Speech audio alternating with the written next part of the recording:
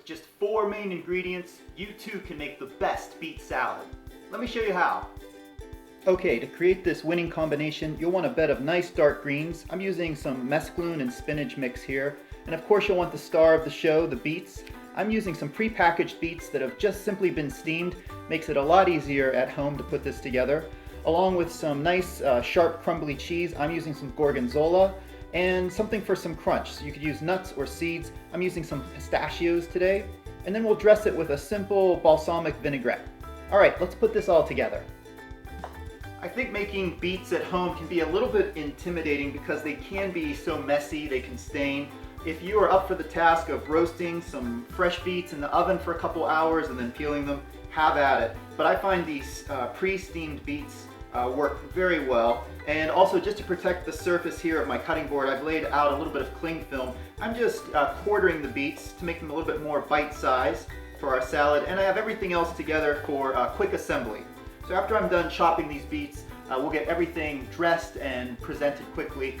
I've also washed all of our greens already and spun those dry.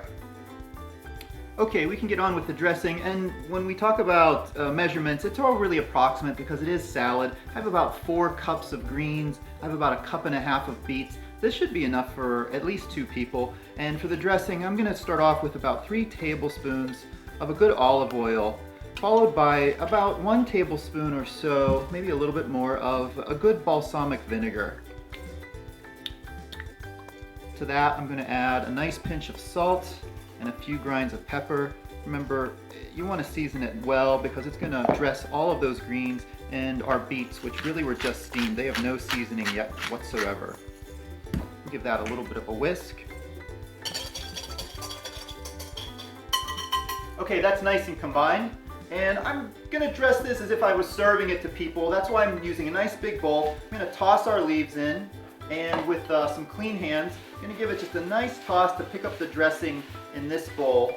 And then I'm going to transfer these leaves to a serving bowl. So let's do that. And then we'll do the same thing with our beets, and then we'll add our final toppings to really make it look very presentable and that all of the nice items are really still on top. If you dressed it at the table, maybe all of the bigger chunks of the beets have kind of sunk to the bottom. We want to keep everything on top and sort of showing kind of like the star of the show of this salad. All right, let me move on to the beets. All right, there's a nice bit of dressing still left in the bottom of our bowl.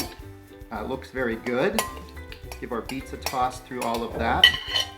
And then we'll plate those up as well. Kind of scatter them through our salad on top. I love all these dark colors.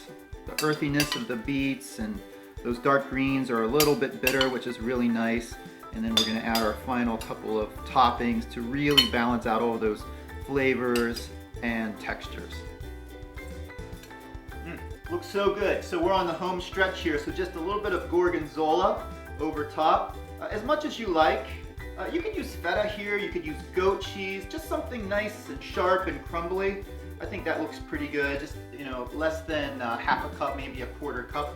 And then finally some nuts or seeds. I've done this with pistachios as well as some sunflower seeds, or even candied nuts like a candied walnut could be very good. And again, just a couple of tablespoons over top to give it a really nice crunch. Totally looks great. Nice colors, nice textures, great flavor together. Maybe just one final touch of salt and pepper.